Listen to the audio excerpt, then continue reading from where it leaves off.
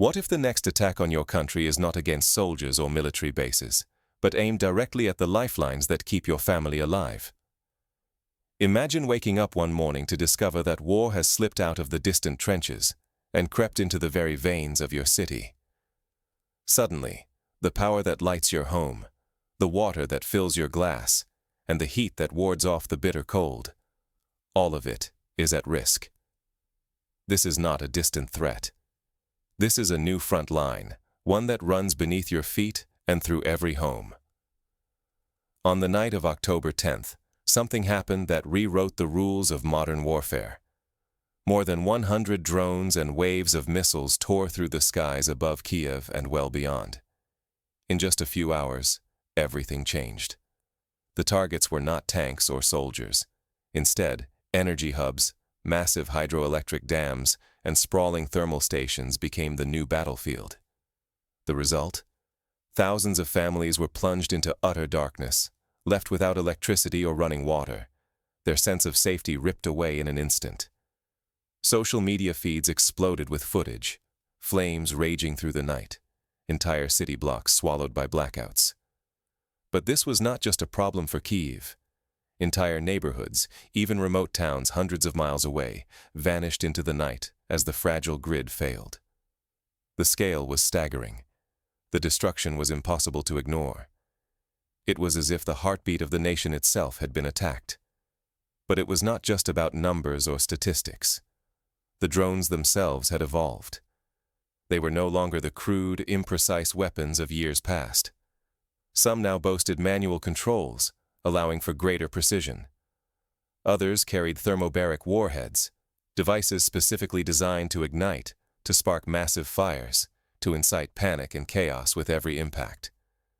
The intention was not just to damage, but to terrify, to force people to question whether they were safe anywhere. The attack was not random or chaotic. It was carefully orchestrated. Each wave was timed and targeted for maximum disruption. The objective was clear: cripple the very systems that sustain daily life and undermine the state's ability to protect its people. This was a campaign aimed at breaking more than equipment. It was aimed at breaking spirit, trust, and hope. If these attacks persist, the risk goes far beyond discomfort. Without electricity or water, survival itself is threatened. Imagine trying to keep your children warm in a freezing apartment with no heat. Imagine a hospital where life-saving machines are powered only by fading backup generators. Imagine not being able to call for help, or even to know what is happening beyond your darkened window. Hospitals shut down. Emergency services falter. Entire cities can become unlivable in just a single night. What happened that night was more than just another chapter in a distant conflict. It was a warning. The true battle line is now the infrastructure beneath our feet.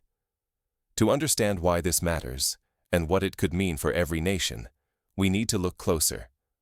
What happened in Ukraine signals a dangerous new era in modern warfare, one that could be repeated anywhere.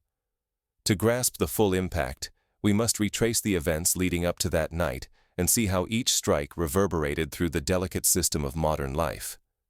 This is not just the story of an attack.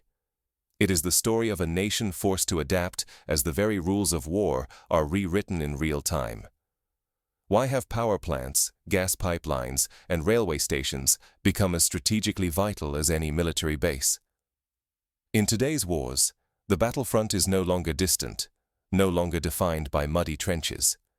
It cuts straight through the arteries of modern life. The ongoing assault on Ukraine's infrastructure is not accidental collateral damage. It is a calculated, unrelenting campaign designed to cripple the basic services that millions of civilians rely on to survive. Consider a single night when dozens of crucial sites were hit. Power plants, railway tracks, water treatment stations, and gas lines, all targeted with chilling precision. The aftermath was immediate and devastating. Neighborhoods plunged into darkness. Heating vanished as autumn's chill crept in. Water and gas supplies cut, and trains frozen in place. The rhythm of daily life shattered, not over weeks or months, but in the span of mere hours. This is not random violence. The strikes form a clear, deliberate pattern of escalation. By systematically targeting these critical nodes, the attackers aim to collapse not just military supply lines, but the entire support structure of civil society. The strategy is to unravel Ukraine's ability to function as a modern nation, to weaken its military logistics, and to exhaust its population both physically and psychologically. Such strikes are not isolated or rare. For more than 9 relentless hours, waves of drones and missiles battered infrastructure across several regions. The attackers deployed a new arsenal, some weapons guided manually for heightened precision, others loaded with incendiaries to ignite vast fires. This is the evolution of tactics. Each strike is a test, a lesson, an adaptation to overcome defenses and amplify damage. Why escalate now? The timing is no accident. These attacks are a direct answer to Ukrainian threats of counterstrike and the steady influx of Western military aid. Each new pledge of support is met with fiercer barrages. The battlefield is no longer confined to muddy fields. It is the power grid, the water pump, the railway junction. The aim is larger than military victory. It is to erode the very backbone of society. To misunderstand this transformation is perilous. If we view war as contained only to front lines, we overlook how broken logistics and energy insecurity unravel lives hundreds of miles from combat. For civilians, the threat is no longer distant. The grid itself is now a target. Everyone must brace for the cascading impacts on homes, hospitals, and businesses. What happens when a nation's lifelines are severed, not by accident, but by design? The next wave of attacks will push these questions from theory into brutal reality. When the lights vanish, communities lose more than electricity. They lose their sense of safety, their access to health, and their hope for tomorrow. Cities like Kyiv, Bila Tserkva, Sumy, and Dnipro have been swallowed by sudden, sweeping blackouts. Where night once brought life, now only silence lingers. Families gather in small circles, cut off from news, unable to reach loved ones or emergency help. Hospitals scramble, switching to backup generators that can power only the most urgent machines. Every surgery, every breath of oxygen hangs in the balance. Public transport halts, stranding neighborhoods and severing lifelines to work, school, and help. Shops and factories go dark, their doors shuttered, with no promise of reopening. Each day, survival becomes a race. People wait in long, winding lines for fuel, water, bread. Never certain supplies will last. It is not just an inconvenience when gas stops flowing. Gas heats homes through winter, keeps hospital boilers running, and powers the pumps that bring clean water. Without it, pipes freeze, rooms grow colder, and disease finds a foothold. Every destroyed substation or ruptured pipeline adds days, even weeks, to repair timelines, especially in deep winter, when ice and snow make every trip perilous. Repairs move slowly, always shadowed by the threat of another strike. Under these conditions, families face choices no one should have to make. Stay in cold, dark apartments without heat or running water, or leave behind everything, jobs, schools, even relatives, in search of safety. As more skilled workers and young people depart, cities risk losing not only their present, but their future. Teachers, doctors, engineers, those who hold communities together, are forced to seek survival elsewhere. The brain drain deepens, and with it, the fabric of society unravels. The stakes keep rising. With each fresh attack, more families are pushed into poverty. Illness spreads as sanitation collapses. Millions stand on the edge of forced migration, unsure if they will ever return. These wounds will not heal when the shelling stops. The damage, economic, social, and psychological, will echo for generations, shaping what Ukraine will become. But these attacks are not random. They are part of a calculated strategy. By targeting the arteries of daily life, the aim is to break the will of both the state and its people. Let us step back and consider, has this happened before in history? Indeed, the weaponization of infrastructure is not entirely new. In World War II, Allied bombing campaigns targeted German railways and factories to disrupt logistics and morale. In the Gulf War of the early 1990s, coalition forces struck power plants and bridges in Iraq, hoping to hasten the regime's collapse. Yet today, the scale, intensity, and precision of such attacks have reached unprecedented levels, made possible by advanced drones and smart missiles. What happens when war is fought not just on battlefields, but through the slow suffocation of a nation's infrastructure? When attacks strike power grids, railways, and pipelines, the front line becomes everywhere, and the war never really stops. With each new barrage on Ukraine's critical systems, the crisis deepens. Electricity becomes a rare commodity. Trains and trucks grind to a halt. Homes go dark for days or even weeks. Businesses, stripped of certainty, shutter or scale back. The economy, already fragile, leans ever harder on foreign aid and mounting loans, straining the patience of allies and the resilience of the people. Blackouts and shortages are more than an inconvenience. As the supply of electricity dwindles, tariffs soar. Families are forced to make impossible choices. Protests flare in the streets. Trust in government erodes, and political rifts widen, making unity and recovery ever more elusive. Industry falters. Factories stand idle, contracts are broken, and investors take their money elsewhere, fearing the chaos. Unemployment climbs, wages shrink, and the dream of a stable future slips out of reach, especially for the young and skilled, who see little reason to stay. Perhaps the most devastating blow is the exodus of talent. Doctors, engineers, and entrepreneurs, weary of uncertainty and darkness, begin to leave. This brain drain hollows out Ukraine's capacity to rebuild, no matter how much infrastructure is someday repaired. Even as Western support grows, the risks multiply. Odessa, once a haven, now faces the real threat of becoming a primary battleground if advanced missiles arrive. Its vital seaport and vibrant economy could be shattered, turning the city into a symbol of shifting front lines and ever-present danger. If this cycle continues unchecked, Ukraine could face an economic collapse that is difficult to reverse, a society divided by hardship, and a diminished voice on the world stage. The shockwaves would not stop at its borders. Neighboring countries could feel the impact as refugees seek safety, markets falter, and uncertainty spreads across the region. Yet even in the darkest hour, the story is not set in stone. There are lessons in this crisis, and choices that can still shape the outcome, if leaders, communities, and individuals are willing to act. What comes next will depend on the decisions made now, in Ukraine and beyond. The fight for infrastructure is far from over, and its outcome will echo for generations.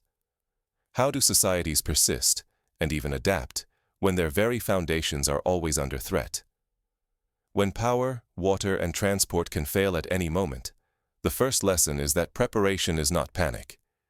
It means keeping water and food set aside, medicines stocked, backup generators ready, and staying in touch with local volunteers. These small, steady acts, multiplied across tens of thousands of homes, often make the difference between chaos and cohesion when the lights go out. Civil defense is no relic. Clearly marked shelters, emergency power for hospitals, and trained community response teams save lives, especially when attacks come without warning. Resilience grows where neighbors train together, set up watch groups, or simply check in on the vulnerable next door. But survival on a larger scale demands more than just readiness. Outsmarting an enemy's strategy means diversifying logistics and decentralizing supplies so that no single strike can cripple an entire city. When food, fuel, and medicine flow through many channels, a single blow cannot cut them all. Backup systems and alternative routes become lifelines, ensuring aid and services keep moving even in crisis. International aid can be both vital and fraught. Relief arrives tangled in politics, bureaucracy, and sometimes corruption. Only transparency, adaptability, and accountability ensure that help reaches those most in need, and that trust holds strong when everything else feels uncertain.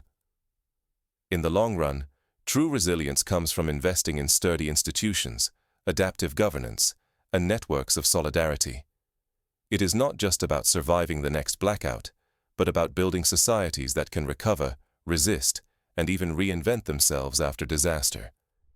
This means supporting open decisions, protecting the rule of law, and nurturing leaders who can organize, improvise, and inspire. Because the risk is not only today's blackout or tomorrow's water shortage. The real danger is losing the ability to recover, to resist, and ultimately, to endure as a community. The future belongs to those who can learn, adapt, and help each other through the hardest trials. Yet every act of resilience takes place under relentless pressure, as threats to essential infrastructure become a favored weapon of war. The next escalation could come at any moment, and the stakes for Ukraine, and for the world, have never been higher. War in the present day is no longer confined to defending borders. Now, nations must protect water, light, and the very hope that binds society together. The relentless attacks on Ukraine's infrastructure are not random. They follow a chilling logic. This new kind of conflict targets the backbone of civilian life: energy grids, water systems, and transportation lines. The old battlefield of trenches and tanks has shifted. Today, the outcome of war hinges on whether a nation can keep its lights on, its water flowing, and its trains moving. When a power station falls silent, it is not just a blackout. It is families shivering through the night, hospitals fighting to save lives without reliable electricity, and businesses shutting their doors. If water stops, the decline is swift. Hygiene erodes, disease spreads, and daily life grinds to a halt. Every blow to a bridge, a dam, or a railway is more than a tactical strike. It sends shockwaves, turning each act of sabotage into a widening humanitarian crisis. This strategy is not limited to Ukraine. The weaponization of infrastructure is a warning to the entire world. Any country that depends on complex systems, power grids, transport, communications, could wake up to sudden vulnerability. The routines we take for granted can vanish overnight. Water dries up, lights flicker out, and vital goods stop arriving. The damage seeps in slowly, a relentless pressure that wears down resolve long after the bombs have ceased. How should we respond to this reality? We must see the faces behind the headlines. The elderly person trapped in the cold, the nurse illuminating an operating table with a flashlight, the parent searching for water for their child. Empathy is not enough.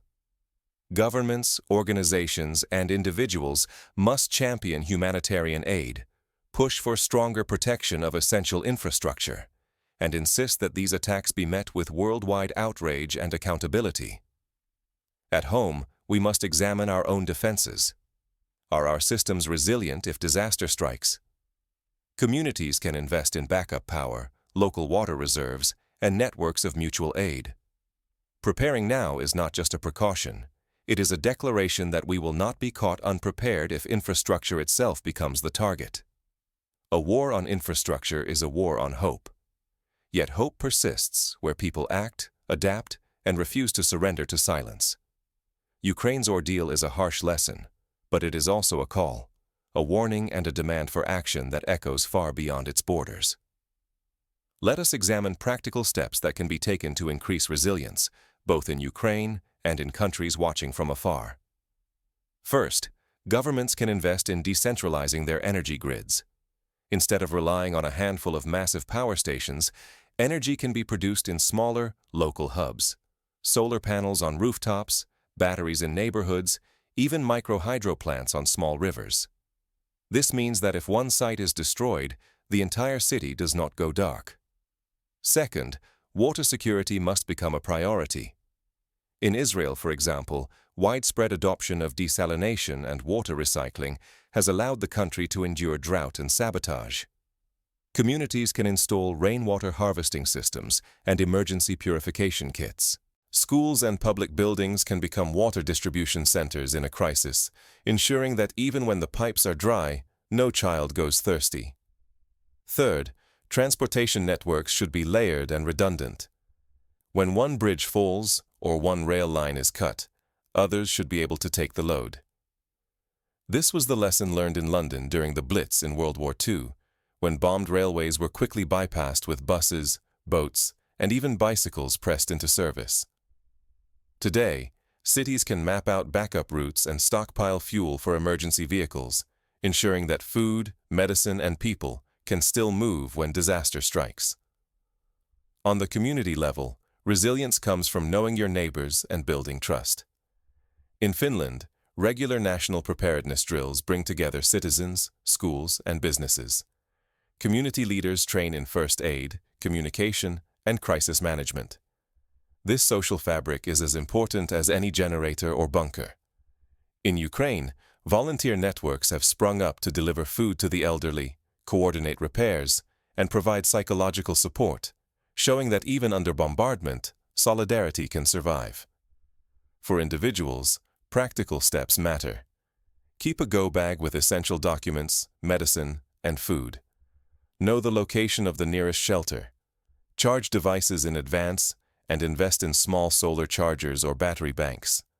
Organize with friends and neighbors to share resources and look after the vulnerable. Psychological resilience matters too.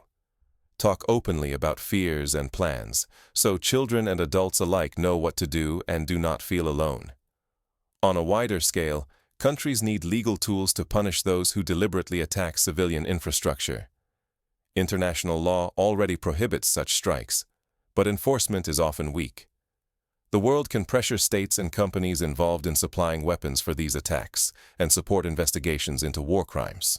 Naming and shaming is not enough. There must be real consequences for those who try to break the backbone of a nation. History shows that recovery is possible, but never easy. After World War II, cities like Warsaw and Rotterdam lay in ruins, their infrastructure shattered. Yet through a combination of foreign aid, local determination, and careful planning, they rebuilt and eventually thrived. Their stories remind us that resilience is not just about surviving, but about coming back stronger, if the right lessons are learned and the right investments are made. Ukraine today stands at a crossroads. Each attack is both a wound and a test. The choices made now, by leaders, by allies, and by ordinary people, will decide whether the nation emerges broken or renewed. The same is true for every country watching. Our shared future depends on whether we take these lessons to heart. So, as the world watches the lights go out in Kyiv, as families huddle in the cold, as engineers race to repair broken grids, the question lingers: will we adapt, or will we wait until the same darkness falls elsewhere? The answer is not certain, but it is clear that the era of infrastructure warfare has begun. Our survival, our prosperity, and our hope demand that we prepare, adapt, and stand together.